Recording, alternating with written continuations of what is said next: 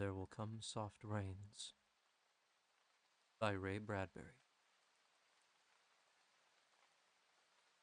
In the living room, the voice clock sang, "Tick-tock, 7 o'clock, time to get up, 7 o'clock," as if it were afraid that nobody would. The morning house lay empty. The clock ticked on, repeating and repeating its sounds into the emptiness. 7-9, breakfast time, 7-9. In the kitchen, the breakfast stove gave a hissing sigh and ejected from its warm interior 8 pieces of perfectly brown toast, 8 eggs sunny side up, 16 slices of bacon, 2 coffees, and 2 cool glasses of milk. "Today is August 4th, 2026, said a second voice from the kitchen ceiling, "in the city of Allendale, California."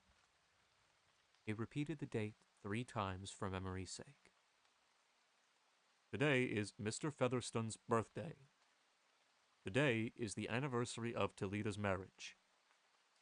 Insurance is payable, as are the water, gas, and light bills." Somewhere in the walls, relays clicked. Memory tapes glided under electric eyes. 8-1, tick-tock, 8-1 o'clock. Off to school, off to work, run, run, 8-1. But no doors slammed. No carpets took the soft tread of rubber heels. It was raining outside. The weather box on the front door sang quietly, "Rain, rain, go away. Umbrellas, raincoats for today." And the rain tapped on the empty house, echoing. Outside, the garage chimed and lifted its door to reveal the waiting car. After a long wait, the door swung down again. At 8:30, the eggs were shriveled and the toast was like stone. An aluminum wedge scraped them into the sink, where hot water whirled them down a metal throat which digested and flushed them away to the distant sea. The dirty dishes were dropped into a hot washer and emerged twinkling dry. 9:15, sang the clock. "Time to clean." Out of warrens in the wall, tiny robot mice darted. The rooms were a crawl with the small cleaning animals, all rubber and metal. They thudded against chairs, whirling their mustached runners, kneading the rug nap, sucking gently at hidden dust. Then, like mysterious invaders, they popped into their burrows. Their pink electric eyes faded.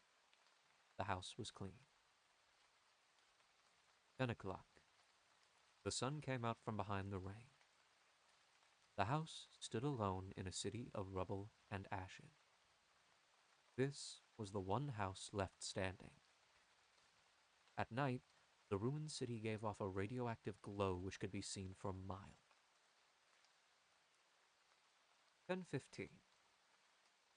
The garden sprinklers whirled up in golden founts, filling the soft morning air with scatterings of brightness.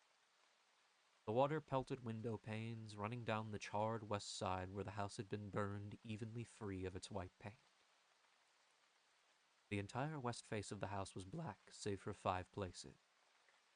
Here, the silhouette and paint of a man mowing a lawn. Here, as in a photograph, a woman bent to pick flowers. Still farther over, their images burned on wood in one titanic instant, a small boy, hands flung into the air. Higher up, the image of a thrown ball, and opposite him a girl, hands raised to catch a ball which never came down. The 5 spots of paint, the man, the woman, the children, the ball, remained. The rest was a thin charcoaled layer. The gentle sprinkler rain filled the garden with falling light. Until this day, how well the house had kept its peace. How carefully it had inquired, "Who goes there? What's the password?" And, getting no answers from lonely foxes and whining cats, it had shut up its windows and drawn shades in an old maidenly preoccupation with self-protection which bordered on a mechanical paranoia. It quivered at each sound, the house did. If a sparrow brushed a window, the shades snapped up. The bird startled flew off. No, not even a bird must touch the house. 12 noon. A dog whined, shivering on the front porch. The front door recognized the dog voice and opened. The dog, once huge and fleshy, but now gone to bone and covered with sores, moved in and through the house, tracking mud. Behind it whirred angry mice, angry at having to pick up mud, angry at inconvenience.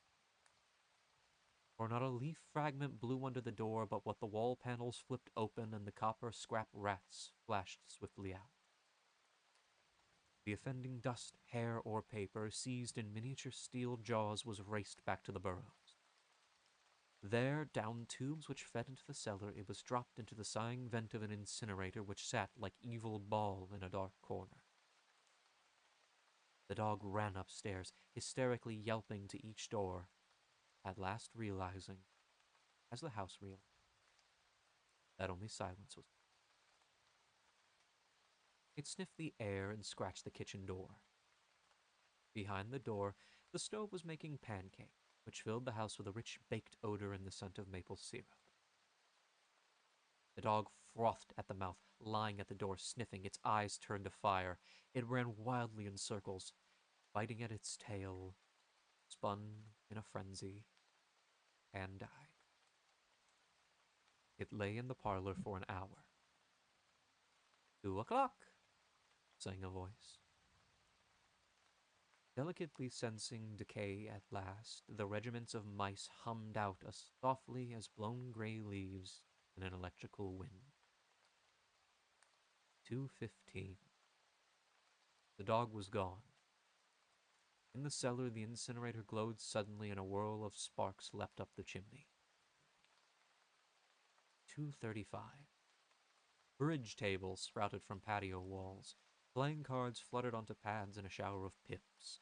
Martinis manifested on an oaken bench with egg salad sandwiches. Music played, but the tables were silent and the cards At 4 o'clock, the tables folded like great butterflies back through the paneled walls. 4:30. The nursery walls glowed. Animals took shape. Yellow giraffes, blue lions, pink antelopes, lilac panthers cavorting in crystal substance. The walls were glass. They looked out upon color, fantasy. Hidden films clocked through well-oiled sprockets and the walls lived. The nursery floor was woven to resemble a crisp cereal meadow. Over this ran aluminum roaches and iron crickets, and in the hot, still air, butterflies of delicate red tissue wavered among the sharp aroma of animal spores. There was the sound like a great matted yellow hive of bees within a dark bellows, and the lazy bumble of a purring lion. And there was the patter of okapi feet, and the murmur of a fresh jungle rain, like other hooves falling upon the summer-starched grass. Now the walls dissolved into distances of parched grass, mile on mile, and warm, endless sky. The animals drew away into thorn breaks and water holes. It was the children's hour. 5 o'clock. The bath filled with clear, hot water. 6, 7, 8 o'clock. The dinner dishes manipulated like magic tricks, and in the study a click. In the metal stand opposite the hearth, where a fire now blazed up warmly, a cigar popped out, half an inch of soft gray ash on it, smoking, waiting. 9 o'clock. The beds warmed their hidden circuits, for nights were cool here. 9:05. A voice spoke from the study ceiling. "Miss McLaren, which poem would you like this evening?" The house was silent. The voice said at last, "Since you express no preference, I shall select a poem at random." Quiet music rose back the voice. "Sarah Teasdale, as I recall your favorite." There will come soft rains and the smell of the ground, and swallows circling with their shimmering sound, and frogs in the pools singing at night, and wild plum trees in tremulous white. Robins will wear their feathery fire, whistling their whims on a low fence wire. and not one will know of the war not won, will care at last when it is done. Not one would mind, neither bird nor tree, if mankind perished utterly. And spring herself, when she woke at dawn, would scarcely know that we were gone. The fire burned on the stone hearth, and the cigar fell away into a mound of quiet ash on its tray. The empty chairs faced each other between the silent walls, and the music played. At 10 o'clock, the house began to die. The wind blew. A falling tree bough crashed through the kitchen window. Cleaning solvent, bottled, shattered over the stove. The room was ablaze in an instant. "Fire!" screamed a voice. The house lights flashed. Water pumps shot water from the ceilings, but the solvent spread on the linoleum, licking, eating under the kitchen door while the voices took it up in chorus. "Fire! Fire! Fire!" The house tried to save itself. Doors sprang tightly shut, but the windows were broken by the heat, and the wind blew and sucked upon the fire. The house gave ground as the fire, in 10 billion angry sparks, moved with flaming ease from room to room and then up the stairs. While scurrying water rats squeaked from the walls, pistoled their water and ran for more, and the wall sprays let down showers of mechanical rain. But too late. Somewhere, sighing, a pump shrugged to a stop. The quenching rain ceased. The reserve water supply, which had filled baths and washed dishes for many quiet days, was gone. The fire crackled up the stairs. It fed upon Picassos and Matisses in the upper halls like delicacies, baking off the oily flesh, tenderly crisping the canvases into black shaving. Now the fire lay in beds, stood in windows, changed the color of drapes. And then reinforcements. From the attic trapdoors, blind robot faces peered down with faucet mouths, gushing green chemical. The fire backed off, as even an elephant must at the sight of a dead snake. Now there were 20 snakes whipping over the floor, killing the fire with a clear, cold venom of green froth. But the fire was clever. It had sent flame outside the house, up through the attic to the pumps there. An explosion! The attic brain which directed the pumps was shattered into bronze shrapnel on the beams. The fire rushed back into every closet and felt of the clothes hung there. The house shuddered, oak bone on bone, its bared skeleton cringing from the heat, its wire, its nerves revealed as if a surgeon had torn the skin off to let the red veins and capillaries quiver in the scalded air. "Help! Help!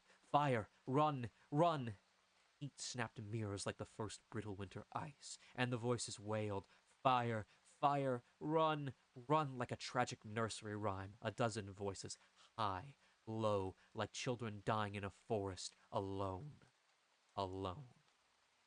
And the voices fading as the wires popped their sheathings like hot chestnuts. 1, 2, 3, 4, 5 voices died. In the last instant under the fire avalanche, other choruses, oblivious, could be heard announcing the time, cutting the lawn by remote control mower, or setting an umbrella frantically out and in, the slamming and opening front door, 1,000 things happening like a clock shop when each clock strikes the hour insanely before or after the other, a sense of manic confusion, yet unity. Singing, screaming, a few last cleaning mice starting bravely out to carry the horrid ashes away. And one voice, with sublime disregard for the situation, read poetry aloud in the fiery study until all the film spools burned, until all the wires withered and the circuits cracked. The fire burst the house and let it slam flat down, puffing out skirts of spark and smoke. In the kitchen, an instant before the rain of fire and timber, the stove could be seen making breakfast at a psychopathic rate. 10 dozen eggs, 6 loaves of toast, 20 dozen bacon strips, which, eaten by fire, started the stove working again, hysterically hissing. The crash. The attic smashing into kitchen and parlor, the parlor into cellar, cellar into sub-cellar. Deep freeze, armchair, film tapes, circuits, beds, and all like skeletons thrown in a cluttered mound, deep under. Smoke and silence. A great quantity of smoke. Dawn showed faintly in the east. Among the ruins, one wall stood alone. Within the wall, a last voice said, over and over, again and again, even as the sun rose to shine upon the heat, rubble, and steam. Today is August 5th, 2026. Today is August 5th, 2026. Today is